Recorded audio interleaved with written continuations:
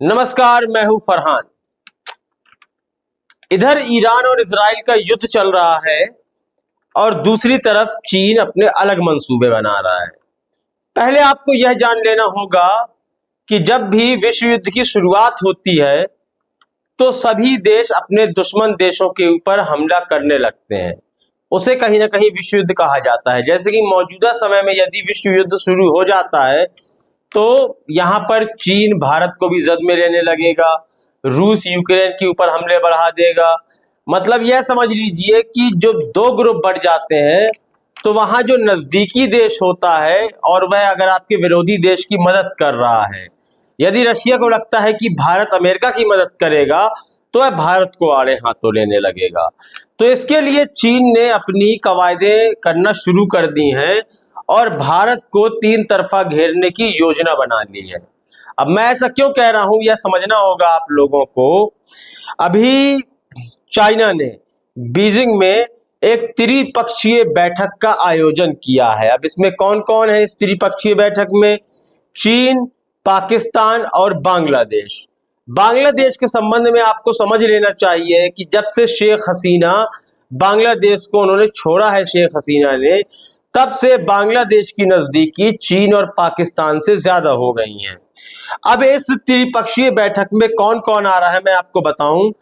China के vice foreign minister हैं San वेइडेंग और बांग्लादेश के कार्यवाहक विदेश सचिव हैं रुहुल आलम सिद्दीकी और पाकिस्तान के अतिरिक्त विदेश सचिव इमरान अहमद सिद्दीकी।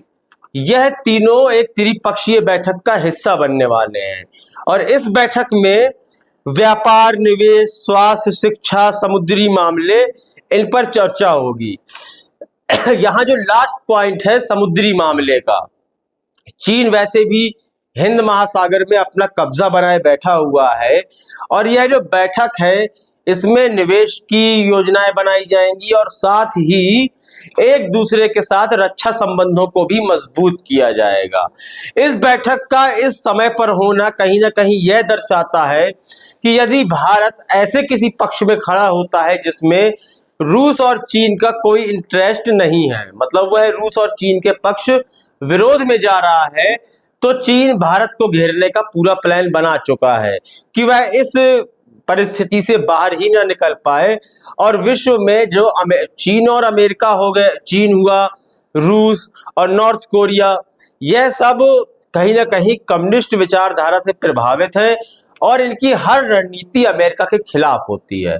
तो इस वक्त विश्व कहीं ना कहीं तीसरे विश्व युद्ध की तरफ जाता हुआ दिखाई दे रहा है और भारत का फैसला इसमें तय करेगा कि उसकी क्या भूमिका होगी।